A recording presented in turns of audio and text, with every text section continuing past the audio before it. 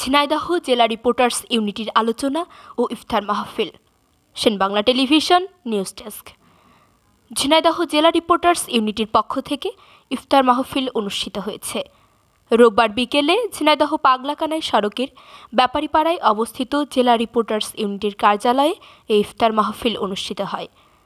জেলা রিপোর্টার্স ইউনিটির সভাপতি M A কবিরের সভাপতিত্বে ইফতার মাহফিলে জেলার বিভিন্ন গণমাধ্যম কর্মী ও গণ্যমান্য ব্যক্তিবর্গ উপস্থিত ছিলেন।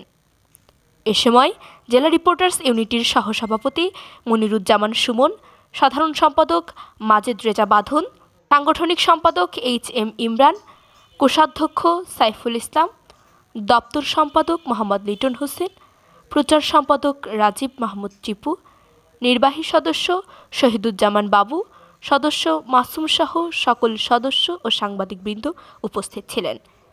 ইফতার মাহফিলের পূর্বে সংগঠনের উন্নয়ন নিয়ে বিভিন্ন ধরনের আলোচনা ও দোয়া মাহফিল অনুষ্ঠিত হয়। সেন বাংলা টেলিভিশন, ঝিনাইদহ।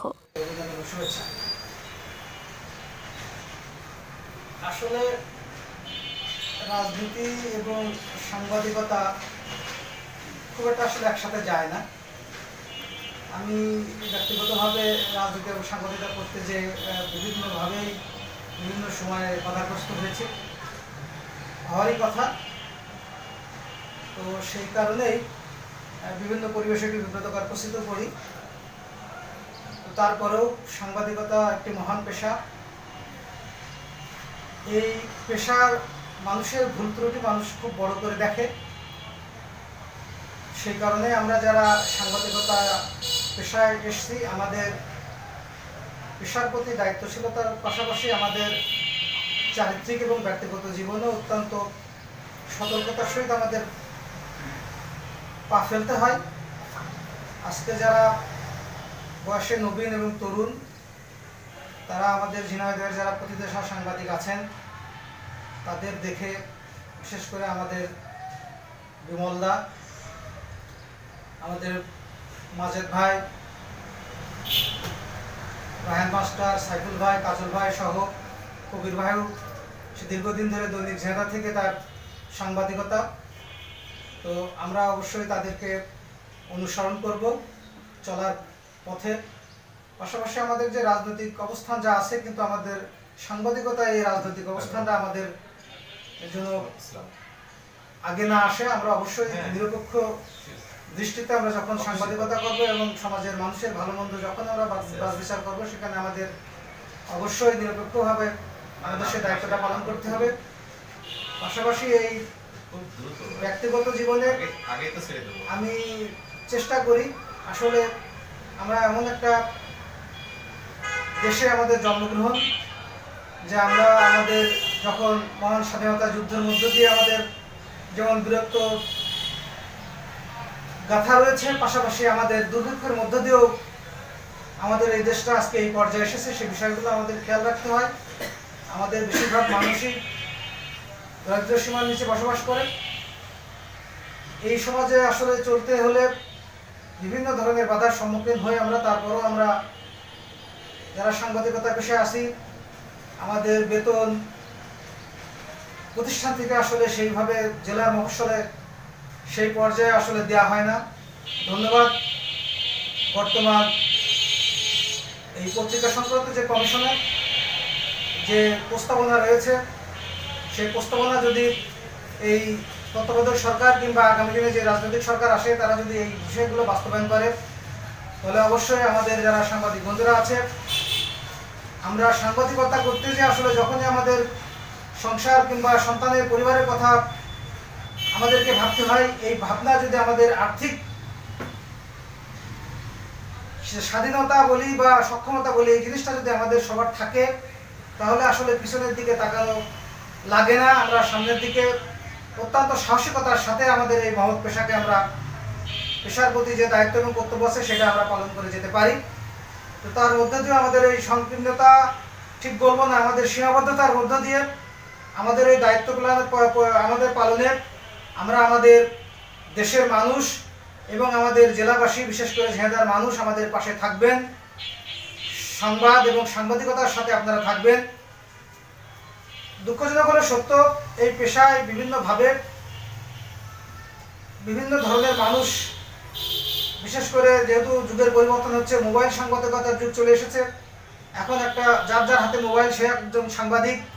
সেই কারণেই বিভিন্ন ধরনের শ্রেণী পেশা কিংবা আচার আচরণের মানুষ এই ঢুকে পড়ে মহান সাংবাদিকতা পেশাকে কিছুটা হলেও যতটুকু না কলুষিত করেছে। আমরা দেখি কিছু ব্যক্তি আছে যারা বিপদে পড়লে সাংবাদিকদের কাছে ছুটে যায়, অথচ তারা যখন স্বাভাবিক অবস্থায় থাকে তারাই এই সাংবাদিকদের বিরুদ্ধে বেশি কথা বলে। এই ধরনের মানুষদেরকে থেকেও আমাদেরকে সতর্ক থাকতে হবে।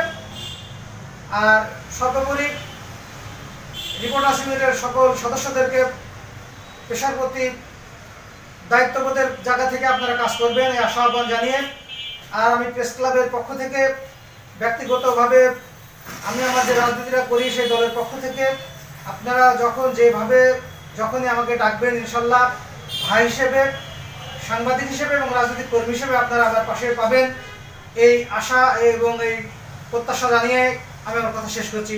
সবাইকে ধন্যবাদ। আজকের এই ইফতার মাহফিলের সম্মানিত অতিথিবৃন্দ, ঝিনাইদহ জেলা রিপোর্টার্স ইউনিটির উদ্যোগে আজকের এই ইফতার মাহফিল, আমরা ইফতার মাহফিলে আমাদের সম্মানিত সকল সদস্যকে স্বাগত জানাচ্ছি। মাহে রমজানের এই দিনে ঝিনাইদহ জেলা রিপোর্টার্স ইউনিটি আমাদের এই বিশেষ আয়োজন, আমরা আমাদের আত্মীয় স্বজন, আমাদের পাড়া প্রতিবেশী সবার আত্মার মাগফিরাত কামনা করছি। আমরা দেশ ও জাতির কল্যাণে সাংবাদিকরা কাজ করে যাচ্ছি। আজকে বাংলাদেশের যে পরিস্থিতি, সেই পরিস্থিতি আমরা আশা করি যে অচিরেই এটি একটি স্থিতিশীল পরিবেশ বিরাজ করবে। বাংলাদেশের মানুষ তারা সুখে স্বাচ্ছন্দ্যে জীবনযাপন করবে। সাংবাদিকরা সেই আশা আকাঙ্ক্ষা নিয়ে সামনে এগিয়ে যাচ্ছে। ঝিনাইদহ জেলা রিপোর্টার্স ইউনিটি একটি বস্তুনিষ্ঠ সাংবাদিকতার প্রতিষ্ঠান। আমরা ঝিনাইদহের 20 লক্ষ মানুষের প্রতিনিধিত্ব করি, তাদের সুখে দুঃখে তাদের পাশে থাকার চেষ্টা করি। আমাদের সীমাবদ্ধতা আছে, সেই সীমাবদ্ধতার ভেতর দিয়েও আমরা আমাদের সর্বোচ্চটুকু দিয়ে ঝিনাইদহের মানুষের সুখ দুঃখ, তাদের ভালো মন্দ আমরা দেখার চেষ্টা করি। ঝিনাইদহের উন্নয়ন, ঝিনাইদহের শান্তি শৃঙ্খলা বজায়, ঝিনাইদহের মানুষের যে পরিবেশ পরিস্থিতি, আমরা সেইগুলোকে দারুণভাবে আমরা সরকারের কাছে তুলে ধরতে চাই। আমাদের এই ঝিনাইদহ একটি সারা বাংলাদেশের মধ্যে একটি মডেল জেলা হিসেবে প্রতিষ্ঠিত হোক, এই জেলার সুনাম সারা বাংলাদেশ তথা সারা পৃথিবীতে ছড়িয়ে পড়ুক। আমাদের যে দুর্নাম আছে, মারামারির দুর্নাম আছে, আমরা তার থেকে বের হয়ে আসতে চাই। আমরা সব কিছু পজিটিভ চিন্তা করতে চাই। আজকের এই ইফতার মাহফিল মাধ্যমে আমি ঝিনাইদহের সকল সাংবাদিক এবং তাদের পরিবার পরিজনের সুস্বাস্থ্য কামনা করছি। ঝিনাইদহে যারা সাংবাদিকতা করতে যেয়ে বিভিন্ন সময়ে আহত হয়েছেন, বিভিন্ন সময়ে লাঞ্ছনার শিকার হয়েছেন, আমরা তাদের এই পাশে দাঁড়াতে চাই এবং আগামী দিনে এই সাংবাদিকরা যদি কোনোভাবেই ক্ষতিগ্রস্ত হয়, ঝিনাইদহ জেলা রিপোর্টার্স ইউনিটি সবসময় তাদের পাশে থাকবে। রিপোর্টার্স ইউনিটি এই প্রতিশ্রুতিবদ্ধ যে আমরা সাংবাদিকতার কল্যাণে আমরা কাজ করে যাব, সাংবাদিকতার উন্নয়নে আমরা কাজ করে যাব। আমরা প্রশাসনের সাথে, আমরা রাজনীতিবিদদের সাথে, আমরা সমাজপতিদের সাথে, আমরা যারা সমাজের সুশীল সমাজের মানুষ আছে প্রত্যেককে সাথে নিয়ে ঝিনাইদহকে একটি মডেল ঝিনাইদহ গড়ে তুলতে চাই। আমি এই কথা বলে আবারও সকলের সুস্বাস্থ্য কামনা করে আমার কথা শেষ করছি। আল্লাহ হাফেজ।